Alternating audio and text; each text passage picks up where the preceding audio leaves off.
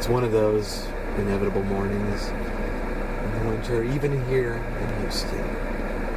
Are you ready to go? Just in the car, got your lunch beside you, ready to head off to work. But you have to sit and wait for the window to defrost.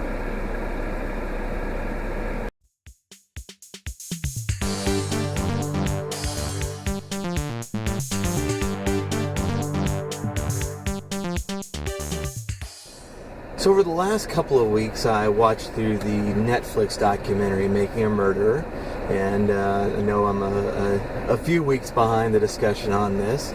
I'm even more behind on the discussion of the first season of the podcast Serial, which I just listened to last week, finished that up this weekend. I also started going back to the first episodes of the podcast Undisclosed, which were also, I think that started in April of last year. So I am behind on these discussions. If you don't know, Making a Murderer is about the conviction of a man named Stephen Avery under evidence that is, in the course of the documentary, we learned to be very suspicious. Stephen Avery is a man that was wrongfully convicted of rape and spent 18 years in prison, and then was subsequently, after his release, convicted then of murder. Serial, the first season of Serial, was about the murder of a young high school girl named Haley. Undisclosed was another perspective on that same case, and all of these shows are exceedingly well produced, and were very interesting to listen to. And I think this is. I'm not one to like really follow murder trials or that sort of thing. I think that as a culture we jump to conclusions too quickly on these things based on, media reports. Is this 30-second story about some murder, and we're ready to riot and condemn people based on that. I think we do that way too quickly instead of letting the courts work. But then we do have cases where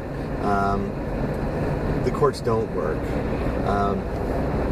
Are these two cases, do they fall into that category? Well, certainly. It sounds like everybody agrees that the rape conviction of Stephen Avery was wrong, and that he was innocent of that crime.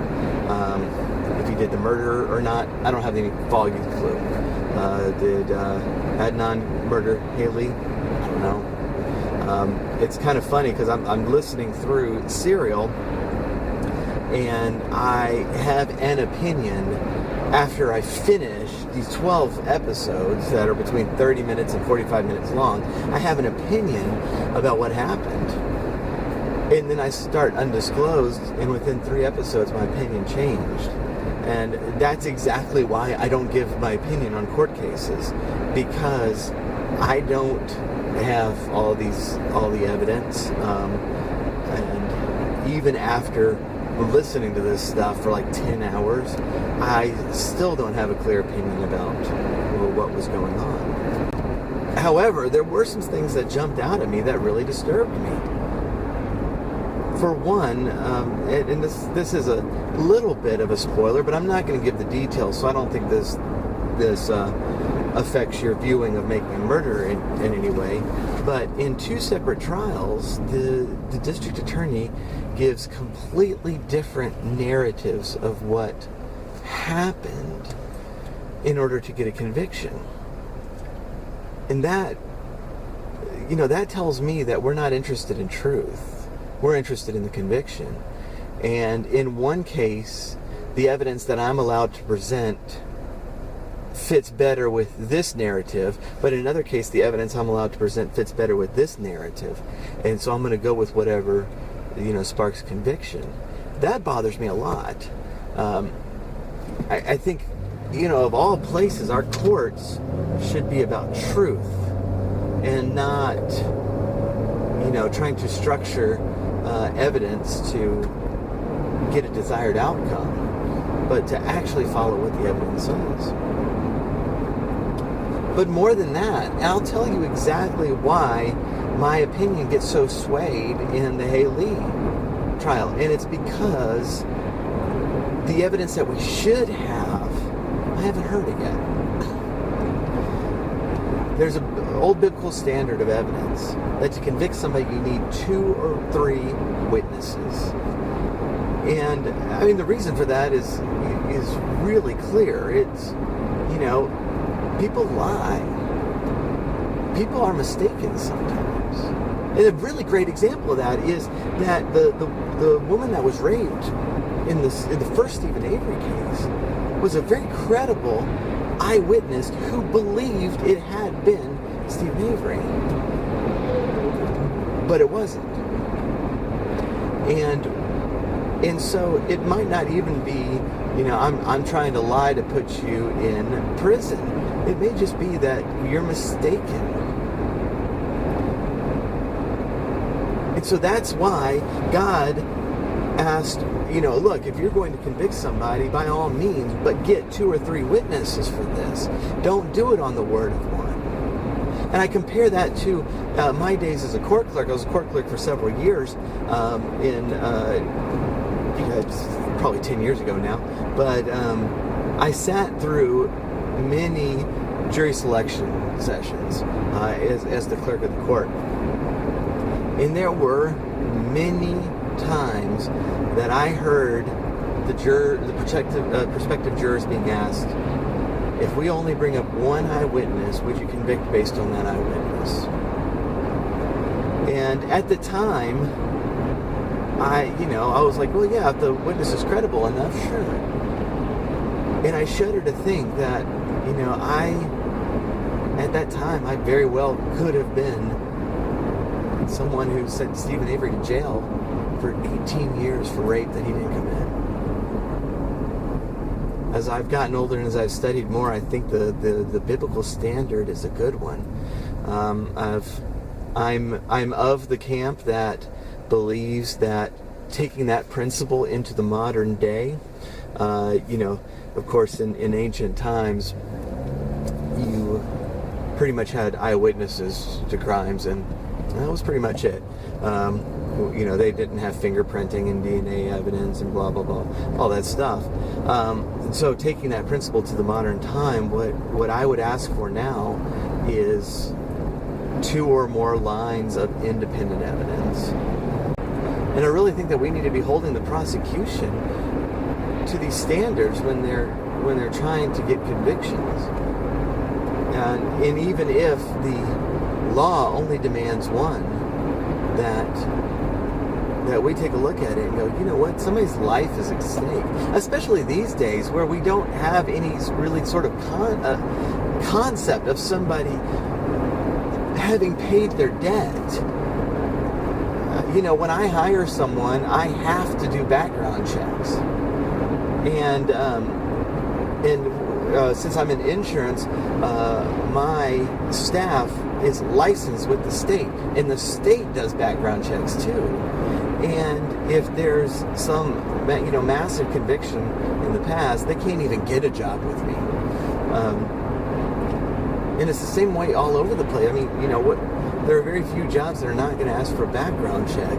And so, especially these days when we don't really have that concept, if you're convicted of a serious crime, that's going to follow you the rest of your life. So before we do that, let's make sure that we can reasonably say, yeah, that's the person that did it. So God's standard was 2 to 3 witnesses. I think that should be our standard too. So now I'm not a legislator. I can't change the law, but I can ask for a higher standard when I'm called to jury duty. I can ask for a higher standard when I'm electing judges and district attorneys and that sort of thing. I can be in that jury box in the deliberation room and say, you know what, this eyewitness testimony sounds bad, but that's all we got. And I'm not going to put somebody in prison over that. These fingerprints look bad, but that's all we have. And unless we can put the two together, then I have to vote to acquit. And that really tugs against the kind of law and order side of me that's, no, put the criminals away. But these are people's lives we're talking about. People who are made in the image of God, who are worthy of dignity and respect. And knowing how easily mistakes can be made, whether intentionally or unintentionally, I think when we're dealing with our fellow human beings, that we need to be very careful when we are voting to convict. Now, let me add as an addendum to that, because we ran into this situation a lot in the clerk's office. The victim is worthy of dignity and respect too. And we had some people who refused to convict because they were wishy-washy. And they did not want to be responsible for putting somebody away when there was enough evidence to put them away. And we had some people just flat out come out and say that. No, I didn't want to put this, I didn't want to put this person away, even though I know they did it. That to me goes too far the other way, because that forgets the victim of the crime. That forgets the people who are now in danger because a known and proven criminal is loose, just because you don't want to do the right thing. And if you're unwilling to do the right thing in that case, then you need to be telling the judge that during the selection process, and not in the deliberation room.